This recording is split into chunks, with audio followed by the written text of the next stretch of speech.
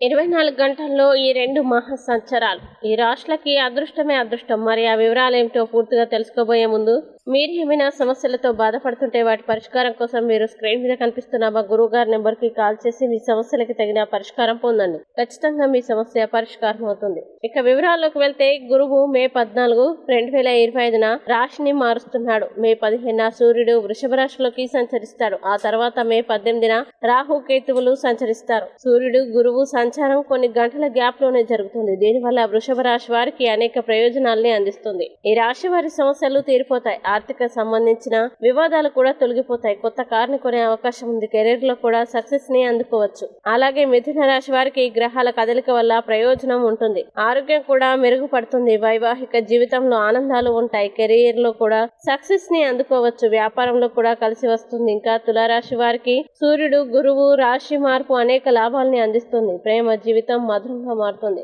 నిజమైన జీవిత భాగస్వామి కోసం ఎదురు చూస్తున్న వారికి సమయం కలిసి వస్తుంది. ఎన్నో జ్ఞాపకాలతో కూడిన ట్రిప్ వేస్తారు. పరీక్షల్లో విజయాల్ని అందుకుంటారు. పోటీ పరీక్షలకి ప్రిపేర్ అవుతున్న వారికి కూడా ఈ సమయం బాగుంటుంది. అలాగే ధనుసు రాశి వారికి ఈ ప్రధాన గ్రహాల సంచారం అదృష్టాన్ని అందిస్తుంది. ఎప్పటి నుంచో పెళ్లి అవ్వక ఇబ్బంది పడుతున్న వారికి పెళ్లయ్యే అవకాశం ఉంది. ప్రశాంతత కూడా ఉంటుంది. ఇంకా కుంభరాశి వారికి గ్రహాల మార్పు అనేక శుభ ఫలితాల్ని అందిస్తుంది.